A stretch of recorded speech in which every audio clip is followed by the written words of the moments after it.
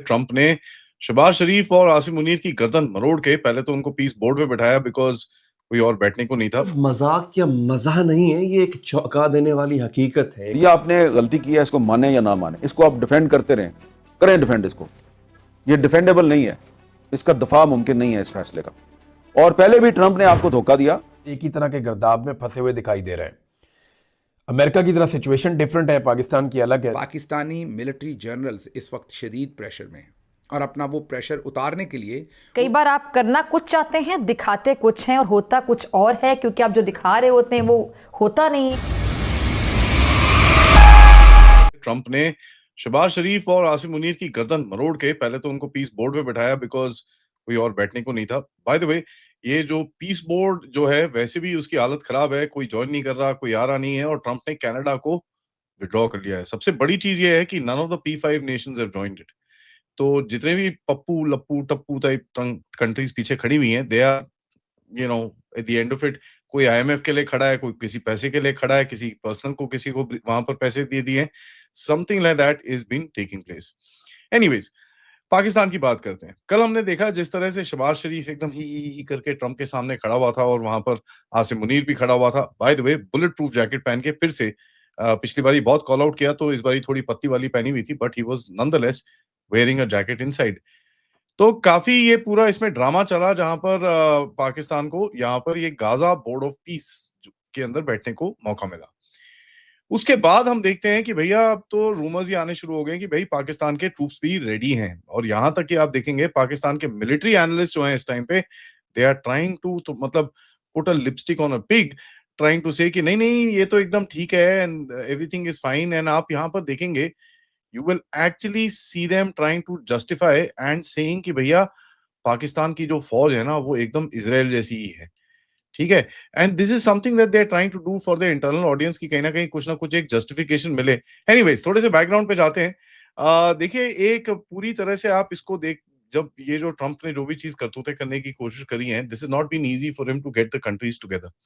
Gaza board of peace के तहत इन लोगों ने कुछ एक अपना प्लान बनाया है जहां पर एक बेसिकली एक स्ट्रक्चर बनाने की कोशिश की जा रही है और गाजा ये जो पीस प्लान है उसके तहत इन लोगों ने एक पूरा कल जिस तरह से आप देखेंगे कि यहाँ पर पूरा एक अपना अपना आउटफ्लो जो है, अपना जो एक पूरा प्लान है वो सामने रखा है, लोगों के दुनिया के सामने रखा है। उसकी कुछ कैरेक्टरिस्टिक्स हैं कि ट्रंप की जो कोर नीड है वो क्या है, speed, optics, Muslim uniforms and एक डिनायबिलिटी जहां पर यूएस थोड़ा बहुत इजरायली को भी थोड़ा सा कहीं ना कहीं एक शेल्टर देने के लिए।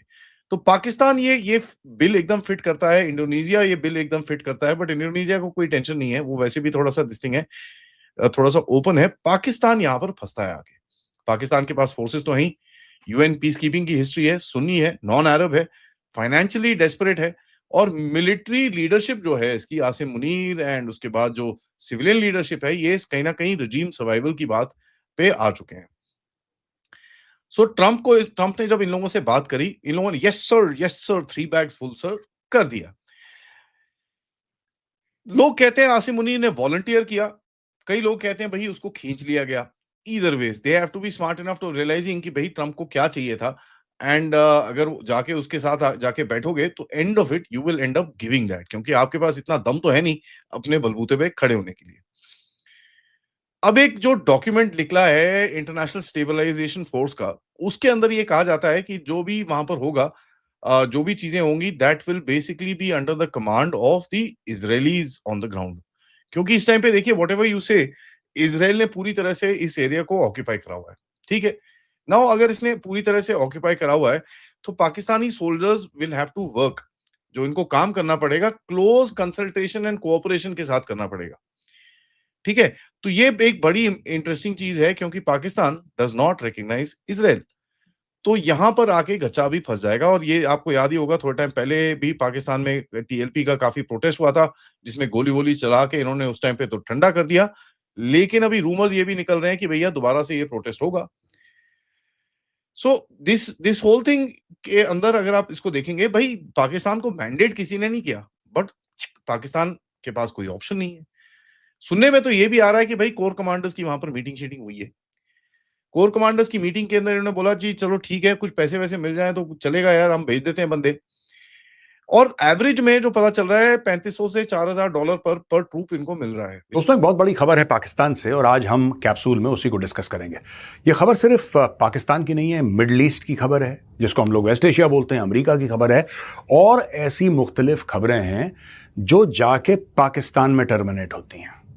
आपको ये पता है कि 27th अमेंडमेंट के बाद Asim Munir has become the most powerful man in Pakistan. आप सवाल नहीं पूछ सकते, आप उनके ऊपर केस नहीं कर सकते, उनसे कोई भी किसी भी प्रकार की आप जिसको कहते हैं ना कि किसी चीज का जस्टिफिकेशन आप नहीं मांग सकते। वो आदमी टेफ्लॉन कोटेड हो चुका है, और ऐसा ही आदमी हर समय अमेरिका को पाकिस्तान में चाहिए। मैं आज की बात नहीं कर रहा, चाहे हम जनरल अयूब खान की बात करें, सेम टेफ्लॉन कोटेड, आप सवाल नहीं पूछ सकते, अमेरिका का फेवरेट। उसके बाद याहिया खान, अमेरिका का फेवरेट, टेफ्लॉन कोटेड। एक फोन करता है, यूएस की 7th fleet bay of Bengal में आ जाती है। मैं 1971 की लड़ाई की बात कर रहा हूं, ठीक है। उसके बाद आप देखें Ziaul Haq, favourite, 1979 1989 Afghanistan, favourite. Pervez Musharraf, war on terror, favourite. अब जाके so called field marshal Asim Munir, chief of defence forces. ये सारा का सारा क्यों हो रहा है दोस्तों? और खासतौर से आसिम मुनीर को लेके इसमें अमेरिका कहां से बीच में आ गया, आपको पता है? बात यह है जो मैं कुछ समय से कहता चला आ रहा हूं। सबसे पहले आप मेरा पुराना वीडियो देखिए। अब दोस्तों, इसमें सब लोग अपना जियोपॉलिटिकल गेम खेल रहे हैं। कुछ लोग बात कर रहे हैं रिकंस्ट्रक्शन की, कुछ लोग बात कर रहे हैं कौन कौन से ऐसे देश हैं जो अपने ट्रूप्स भेजेंगे वहां पे, और पाकिस्तान के मुंह में पानी आ रहा है। Because weapons, because Pakistani army, it means money. It does not mean valor and sacrifice and honor. It means dollars.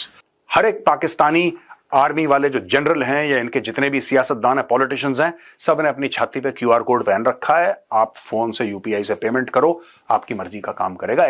everything in Pakistan is for sale. That is why Pakistan's name is there, and they will be providing. मैं आपको एक बात बता दूं, if the rate is right, the bulk of the troops will be provided by Pakistan. आप देख लेना।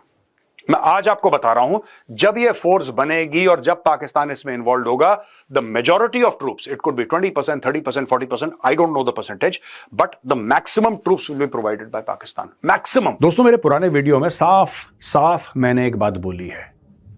जो ये इसको खाना खिला रहा है ना व्हाइट हाउस में, डोनाल्ड ट्रंप, जो डोनाल्ड ट्रंप कह रहा है कि तुम्हारे यहां से तेल निकलेगा और ये सब दुनिया भर की चीजें जो बातचीत चल रही है कि मैं अमेरिकन कंपनी को भेज रहा हूं और ये कर दूंगा और वहां पे इतना तेल निकलेगा, भारत भी खरीदेगा, ये सारी की सारी चीजें क्यों हो रही हैं? ये फिर से IMF का बीच में आना, इनको लोन देना, कोई देश इतना दे रहा है, कोई देश इतना दे रहा है। आपको लगता है बिना अमेरिका के आशीर्वाद से हो रहा है? फिर अचानक ये बोलना कि नहीं साहब, हम आपको इतने $1 मिलियन और देते हैं, अपना जरा F-16 का फ्लीट ठीक कर लीजिए। अब दोस्तों, मैं आपको यह बताता हूं what's going on. Asim Munir Pakistani troops को गाजा भेजेगा, मान के चलिए। मीडिया आपको कुछ भी बताए, मैं आपको ये बता रहा हूं, ये गाजा पाकिस्तानी फोर्सेस भेजेगा। आसिम मुनीर ने पैसे पकड़ लिए हैं। अमेरिकन्स को आप कितना भी बेवकूफ बनाइए, कुछ भी करिए, लेकिन एक बात अमेरिकन्स की माननी पड़ेगी, वो अगर आपको पैसे दे दें, आप उनके सर खरीद गुलाम बन जाते हैं। जय हिंद दोस्तों, पाकिस्तान एक बार फिर ट्रंप के जाल में पूरी तरह से फंस चुका है।